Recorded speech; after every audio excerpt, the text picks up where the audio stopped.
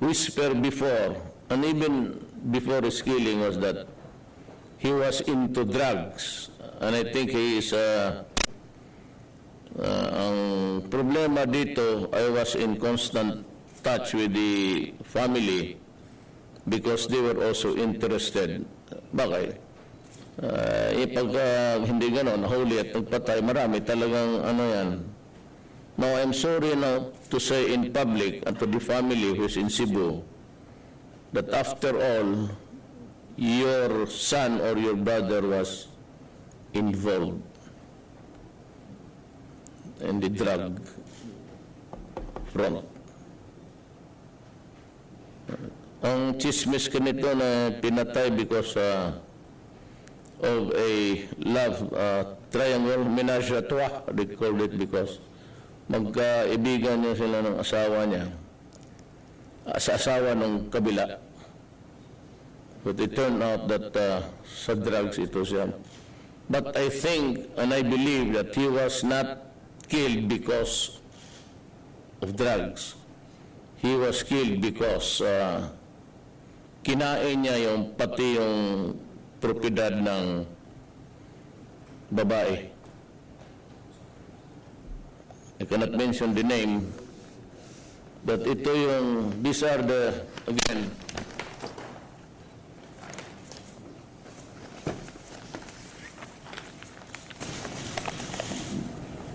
maraming mga mayor dito. We are running the show. The next presentation would be after I shall have reviewed them, the files, the documents against them, and I'm satisfied. Bibitawan ko na to. And malawak to, mga mayor, karamihan. Police, Chinese, pati mga mayors. And you will have it maybe the next week. So that is the presentation for the day. Para malaman lang rin yun, it's really very sad. Alam mo,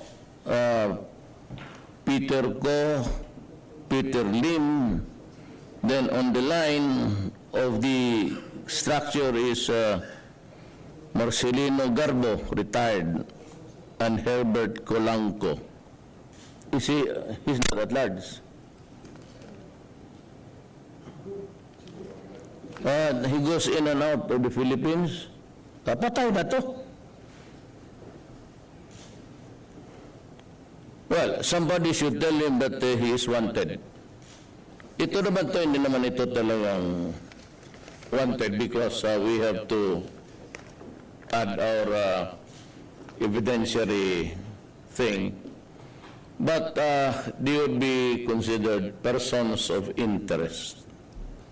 Now, ito si Peter Lim, according to the Chief PNP, he goes in and out of the Philippines from China.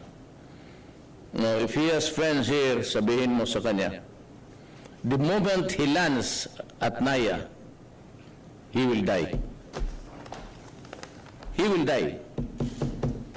Might as well, because I'm sure the Chinese authorities are listening now. Better tell him, do not come back to the Philippines anymore. The moment he steps out of the plane, he will die. That is my assurance to the people of the Philippines.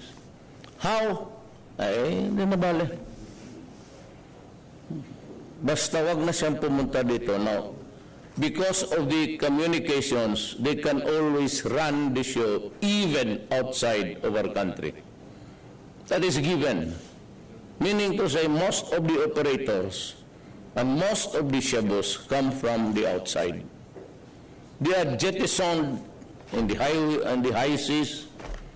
And yung iba, meron ba nilalagyan nila ng GPS just to facilitate the location where the drug was thrown overboard.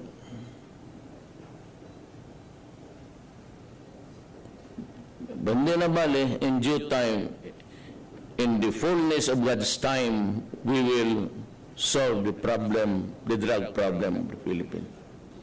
I'm just warning this Peter Lim and Peter Ko, do not escape from prison. You will die. Kulang ko, never try to go out of prison. You will die. And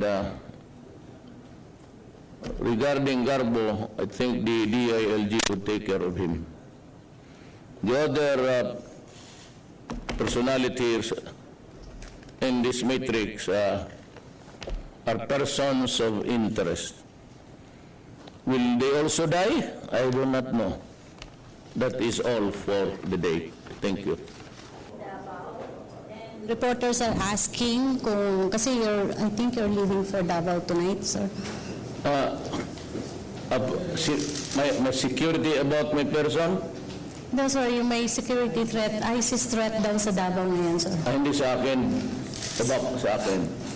I heard they're offering billions. So, But you have to read. You have your vice president. Kaya ka tayo may vice president. okay, sir. There is always the rule of succession. Okay. So, sir, you're confident with your security? No, I'm confident that God will decide everything. If God does not want me to die, I will not die. But if God wants me out of the scene, I will be gone. So, babay na lang. Okay, sir. That is just that's the story going around that they are going to raise funds.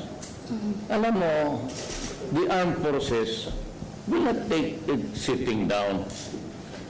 The Philippine National Police, even if I'm gone, they will not allow these animals to Yes, sir. have their day. You can be very sure that one of them would also be as and Lene, if she becomes the president, will also be harsh. Kasi we're talking about the welfare of the country. I'm very allergic if it becomes an interest that would affect the country. Masyado akong lalo na itong drug. Criminality, kidnapping. So I'd like to ask also the police and with the participation now of the military, I'd call them to help. Do not forget the kidnap or ransom. But you might want to know that yung mga kidnap or ransom, murder for hire, they've shifted their operations and their money-making schemes dito sa drugs. Mas dali gawin with the least danger to themselves. I'm sure as the drug problem would go down, then you expect the criminality of drug for hire and kidnapping will also rise. It just never end. You know, for as long as we have a society, for as long as there are laws really that allows men to do this freely, they can do it because we do not, this is not a fast state. This is not a state where you can just stop a civilian and search this person and ask questions. That is not allowed under the law, our laws. Kaya nagkakaroon tayo ng problema. In autocratic countries, mahirap. Talagang, tapos naman may death penalty, dito wala. So, yan ang, that is really the meat of the problem.